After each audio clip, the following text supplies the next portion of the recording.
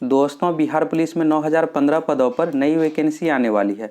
नई वैकेंसी कब तक आएगी इसके बारे में आप लोगों को बताएंगे, और इसका सिलेबस क्या रहेगा, सिलेक्शन का प्रोसेस क्या रहेगा, इसके बारे में भी आप लोगों को बताएंगे। अब जो नई वैकेंसी आएगी, सिलेबस में बदलाव हो गया है, तो नए सिलेबस के अकॉर्डिंग किस विषय से कितना क्वेश्चन पूछा जाएगा, क्वेश्चन का लेवल क्या रहेगा, इसके बारे में भी आप लोगों को बताएंगे। तो डिटेल्स न्यूज़ देख लीजिए। यह जो न्यूज़ है प्रभात खबर का आज के डेट का पटना संस्करण पेज नंबर 4 का है। डिटेल्स न्यूज़ यहाँ पर दिया हुआ है। यह जो एग्ज़ाम लिया जाएगा सीएसबीसी द्वारा जो भी एग्ज़ाम ली जाती है उस एग्ज़ाम में बहुत ज़्यादा पारदर्शिता है। पारदर्शिता किस प्रकार है आप खुद ही देख लीजिए। सबसे पहले आपको फॉर्म भरना है, फॉर्म भरने के बाद एडमिट कार्ड जारी होगा। इसके बाद आपको एग्ज़ाम देना है। एग्ज़ाम देने के बाद ना ही आपको क्वेश्चन पेपर दिया जाएगा और ना ही आंसर की दिया जाता है। 2-3 महीने में इसका डायरेक्ट रिजल्ट आएगा, और अगर उस रिजल्ट के पीडीएफ में आपका रोल नंबर है तो आपका सिलेक्शन हो गया है। अगर आपका रोल नंबर नहीं है तो आपका सिलेक्शन नहीं हुआ है। कट ऑफ मार्क्स भी नहीं बताया जाएगा और ना ही कैंडिडेट का मार्क्स बताया जाता है कि आपका कितना मार्क्स आया है, आप एग्ज़ाम दिए हैं तो कितना नंबर से आपका सिलेक्शन नहीं हुआ है, ये भी आप नहीं जान सकते हैं।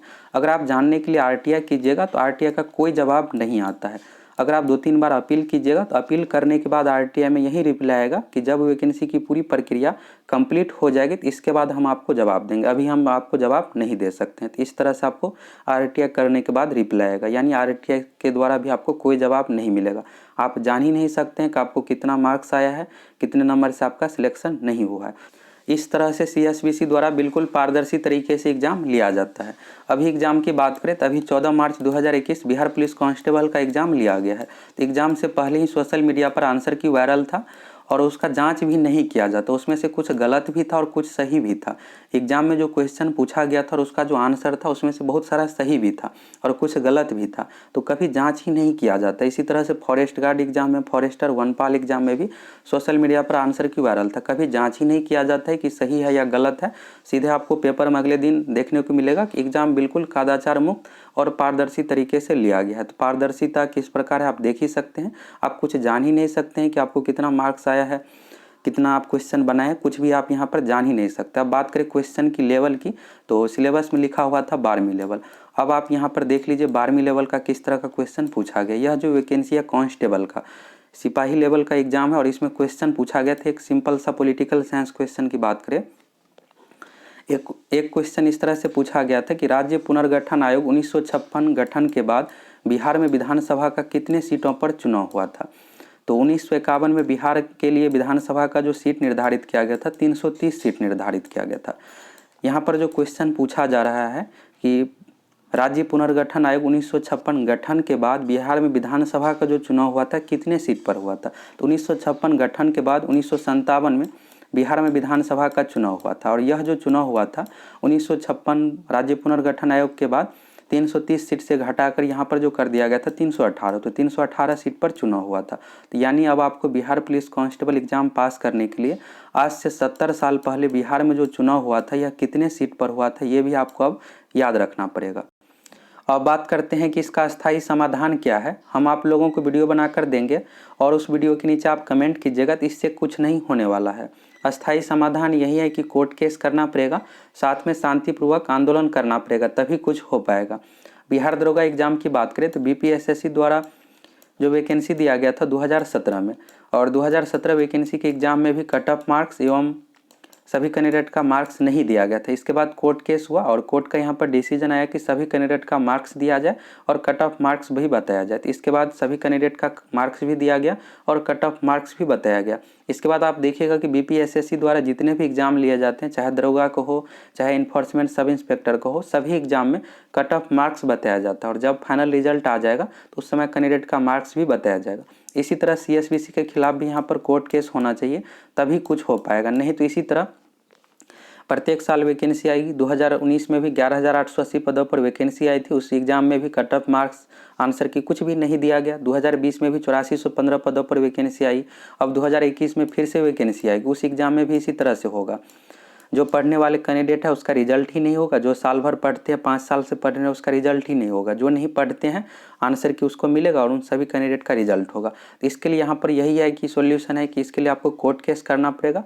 आपके पास जो भी एविडेंस है आंसर की वायरल का उसके साथ अगर आप कोर्ट केस करते हैं तो एग्ज़ाम कैंसिल भी हो सकता है। कोर्ट के द्वारा बिल्कुल यहाँ पर डिसीजन लिया जाएगा और हम भी आप लोगों को पूरी सहयोग करेंगे। आप लोग एक ग्रुप बना लीजिए, आपके पास आंसर की वायरल का जो भी एविडेंस है उसके साथ आप कोर्ट केस कर सकते हैं। अगर सही पाया जाता है तो कोर्ट द्वारा एग्ज़ाम को कैंसिल भी किया जा सकता है, क्योंकि एग्ज़ाम बिल्कुल कदाचार मुक्त एवं पारदर्शी तरीके से होना चाहिए। वीडियो बनाने से और वीडियो के नीचे कमेंट करने से कुछ भी नहीं होने वाला है, आपको संघर्ष करना ही पड़ेगा और हम भी आप लोगों को पूरी सहयोग करेंगे इसमें। अब चलिए यहाँ पर डिटेल्स न्यूज देख लीजिए। आबादी के अनुसार बढ़ाए जाएंगे पुलिस बल। अभी बिहार में विधानसभा का सत्र चल रहा है और मंत्री जी द्वारा यहाँ पर जवाब दिया गया है।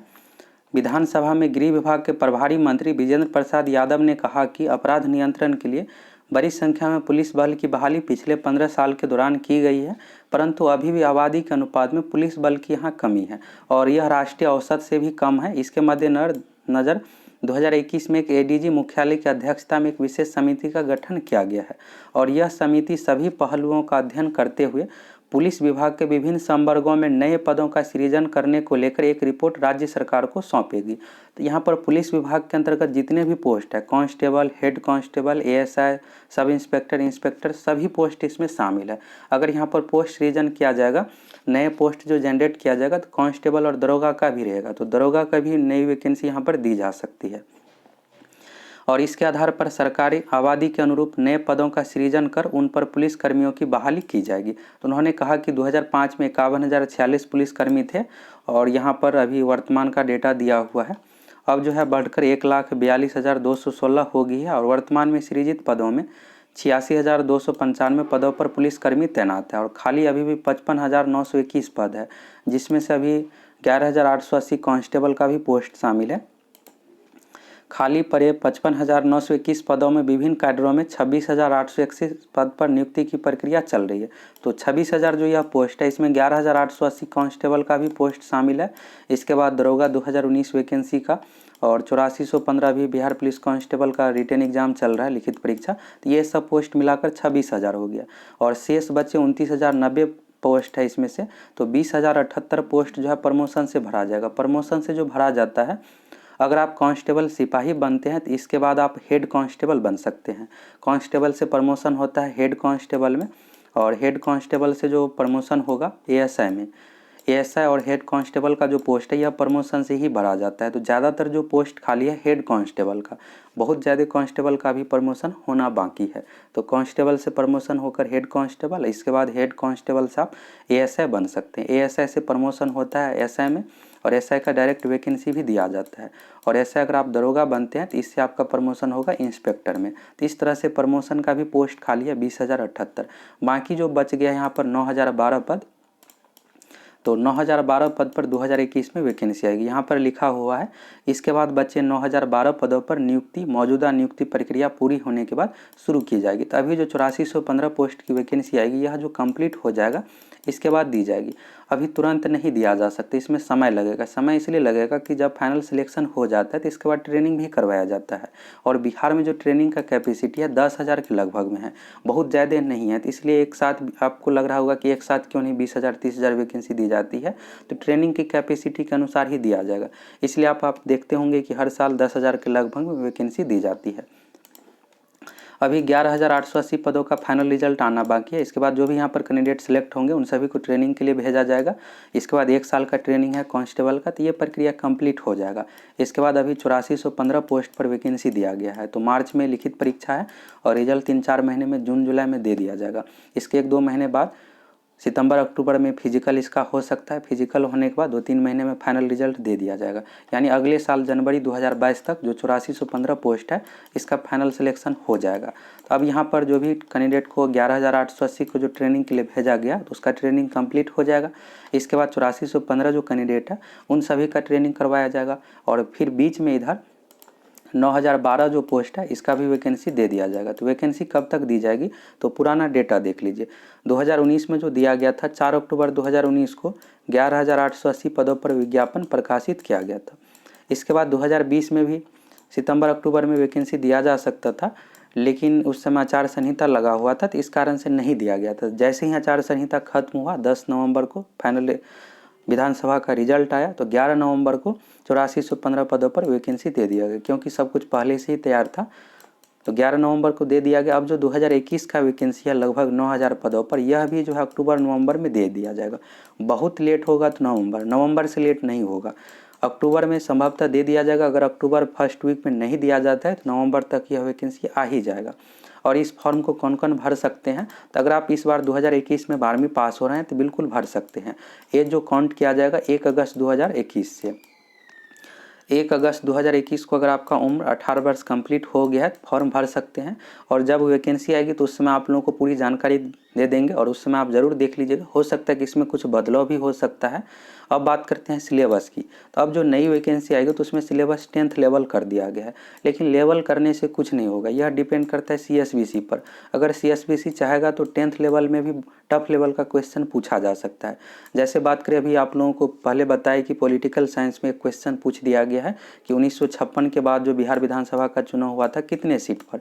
1956 के बाद 1957 में बिहार विधानसभा का चुनाव हुआ था और यह जो चुनाव हुआ था 318 सीट पर।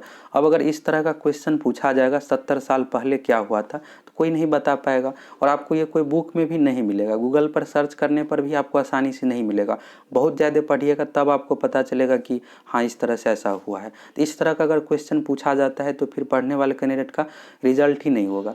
अब क्वेश्चन टफ पूछा जाता है तो इससे भी कुछ खास फर्क नहीं पड़ेगा। एग्जाम यही है कि क्वेश्चन लीक नहीं होना चाहिए, आंसर की वायरल नहीं होना चाहिए, लेकिन आंसर की वायरल हो जाता है। तो जो भी पढ़ने वाले कैंडिडेट है, अगर इस तरह का क्वेश्चन पूछा जाएगा तो मैक्सिमम 50 तक बनाएंगे। अब जिसके पास आंसर की पहुंच गया वो 70-75 बना के आएंगे और उस अकॉर्डिंग कटअप भी चला जाता है 70-75 के अकॉर्डिंग। तो पढ़ने वाले कैंडिडेट का रिजल्ट नहीं होता है। तभी आप लोगों को यही करना है कि अगर बिहार में कोई भी छात्र आंदोलन होता है उसको सहयोग कीजिए आप।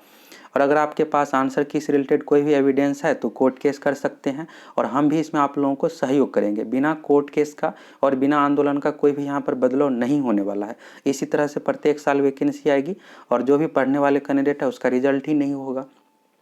और इस पर आप लोगों की क्या प्रतिक्रिया है आप कमेंट करके बताइए।